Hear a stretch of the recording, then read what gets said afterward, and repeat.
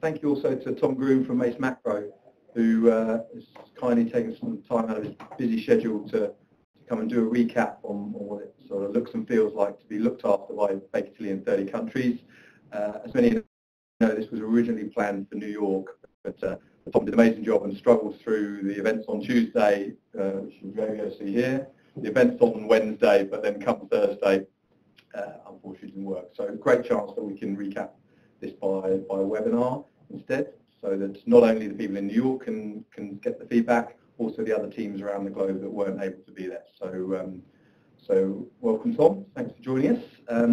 As mentioned, we're going to planning just a quick fire 10 questions, get some key feedback from your thoughts on your likes and other feedback on what's gone well over the last year since we obviously had a very early on discussion in Lisbon in December 2016.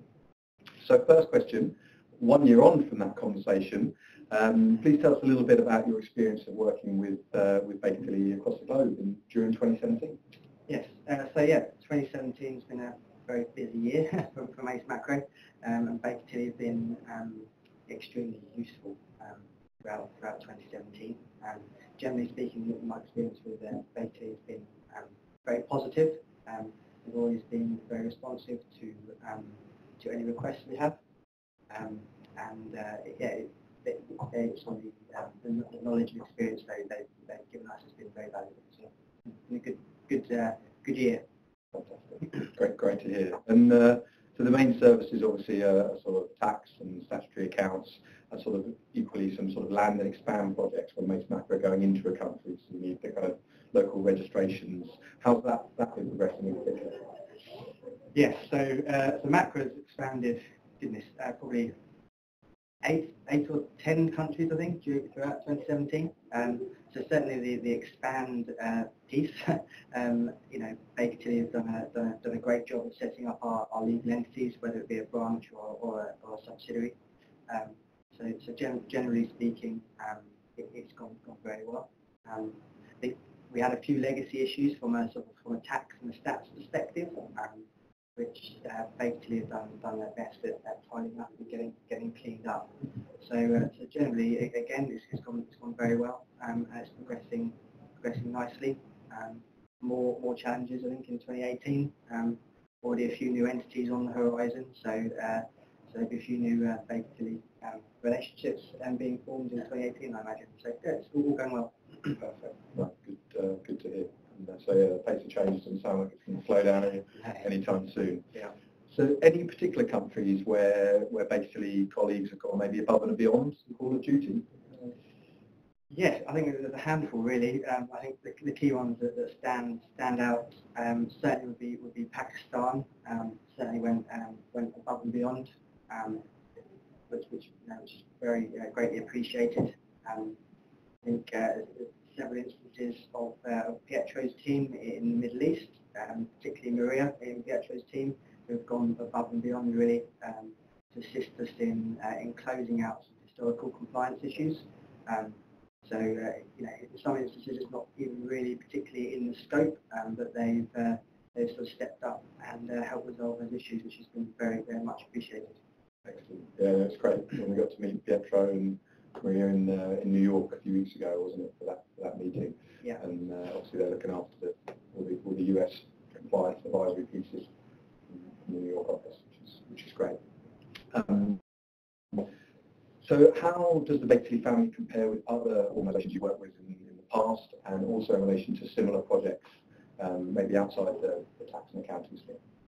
Yes, I think generally speaking, it's been a very positive experience with Baker Tilly compared to other organisations. As I said sort of earlier, you're very responsive. Some other instances with other organisations, it sometimes feels like they almost don't want us as a client. So we certainly don't feel like that with Baker Tilly, which is great. And we feel like you've got our best interest at heart. So this is great. Excellent. I was having a chuckle a minute ago because you've given me that informal feedback the other day. So yeah, glad you had the chance to share that with us. So what's gone particularly well over the last 12 months in relation to the the ongoing tax compliance, the use of Huddle, the meeting the deadlines, any ad hoc requests, stuff like. Yeah, I'd say probably a few key areas that have gone particularly well. I'd say certainly the European payroll piece, I think, has gone excellent. So previously we used a global provider. We didn't quite get the what we needed from that service. Baker Tilly has sort of certainly stepped up. We haven't missed any payroll compliance deadlines that I'm aware of, which is great news. So I think that's probably one of the main areas. I'd also say in terms of the expansion, we've expanded into some quite difficult countries, should we say, and basically made that quite a seamless process, which has been valuable. Good to hear. And then for anyone that doesn't know, the model we have is a sort of one-stop shop in London, which is the main relationship with all of Tom and his team, and then obviously being the conduit for getting stuff done across circa 30 countries across the globe. So what key aspects of that kind of one-stop shop through Huddle, through the central global tax solutions team here, do you and Mace Macro like? Yeah, I think probably the thing we value the most, certainly Huddle is incredibly valuable. Just to give oversight really of what deadlines are coming up, which enables me to help manage my team in terms of where resource needs to be put. And so I think that's for me that's one of the main points. Also, the central team here is incredibly useful.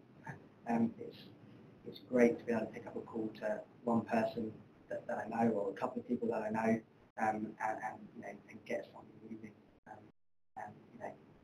So far, we've been very responsive and responded, very quickly. So that's the main things.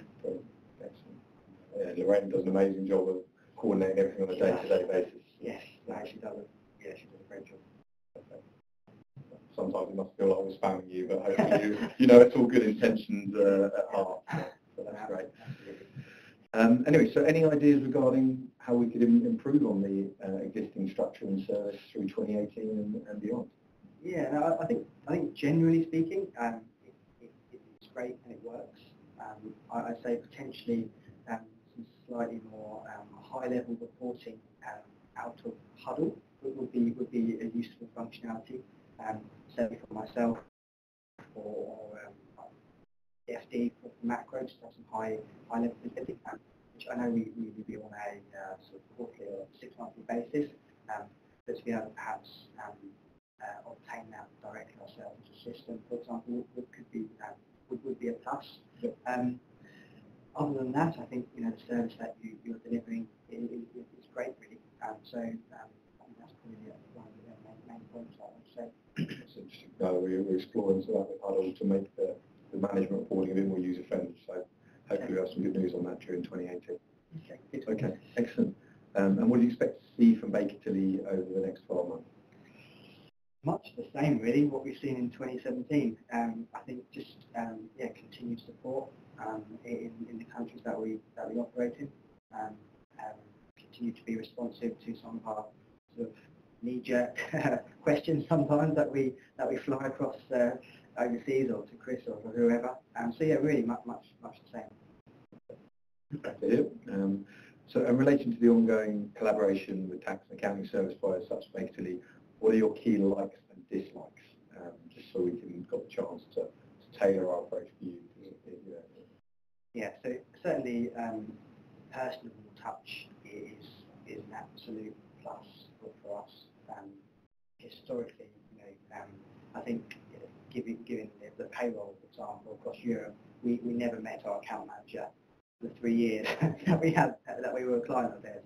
So certainly the personal touch and the relatively frequent catch-ups we have are, I think they add value. And to be honest, they ensure things don't slip through the net. So I think that's one of my key likes really. One of the dislikes is for me personally, which we sort of touched on the Huddle piece, is a lot of reminders I get through Hubble personally. I get a huge amount. I say us through. I don't particularly look at them. There's so many. I think that's for me personally, that's one of the sort of dislikes. But I know they're necessary and necessary for my team to receive them. But I think that the higher level reporting would hopefully help mitigate some of that. That's my only dislike really. So yeah. No, that's interesting. Yeah, we'll look at that to make sure if there's different levels of escalation that we can bring in, so you're not getting everything. It's good to hear. Leave that one with me. And then any final feedback for Baker Tilly at this sort of stage of the project, sort of 12 to 18 months? No, I think, as I said previously, generally it's all very positive feedback. I can't really think of any significant areas of concern at all.